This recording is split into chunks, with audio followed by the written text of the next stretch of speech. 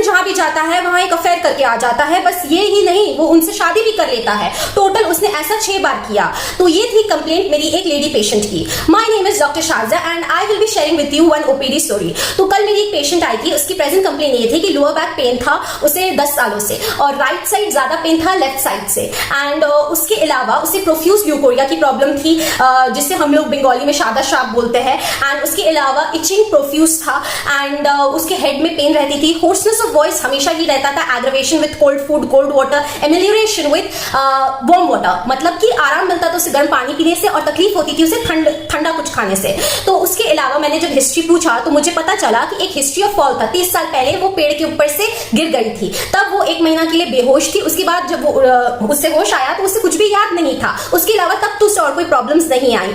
अब उसकी जो ये सारी प्रॉब्लम्स है, फिर मेंटल जनरल्स पूछा मैंने। अच्छा, मेंटल जनरल्स से पहले मैं फिजिकल जनरल्स बता दूं। उसकी पर्सपिरेशन प्रोफ्यूज थी, डिजायर मीट था, यूरिन इनकॉन्टिनेंस थी, स्ट्रेस इनकॉन्टिनेंस था, उसके अलावा स्टूल क्लियर था, एंड डिजायर मीट था, एंड सार था, इंटॉलरेंस मिल्क की थी। अब मेंटल जनरल पे आने पे मैंने पूछा कि कोई तकलीफ दुख है क्या, तो उसने बताया उसके हस्बैंड को आदत है अफेयर करने की। इतना ही नहीं, वो फर्स्ट वाइफ थी, एंड उसके अलावा भी उसके हस्बैंड की 5 बीवियां हैं, एंड उसका हस्बैंड उसके साथ नहीं रहता है, वो अपनी सास ससुर के साथ रहती है, क्योंकि उसकी ही बच्चे हैं, वो भी 2 लड़के और 1 लड़की, तो वो बाकी लोग के साथ रहता है। करेंटली वो वाइफ नंबर 6 के साथ रहता है।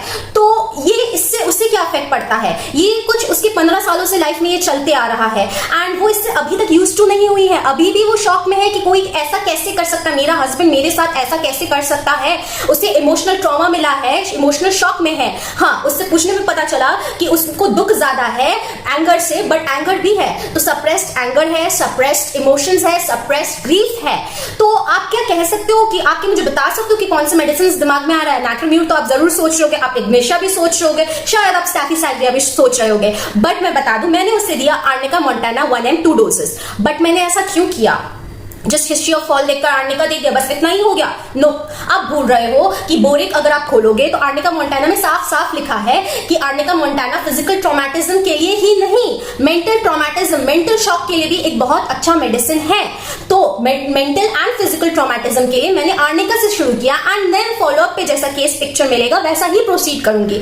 तो आप मुझे कमेंट डाउन करके बताओ आप कौन कौन से मेडिसिन इस पे सोच सकते हो या देते अगर मेरी जगह होते तो। सो मुझे फॉलो करना मत भूलिएगा, क्योंकि मैं ऐसे ही इंटरेस्टिंग केसेस आपके साथ शेयर करती रहूंगी। Follow Shaz made life for more such content. Thank you for listening so far.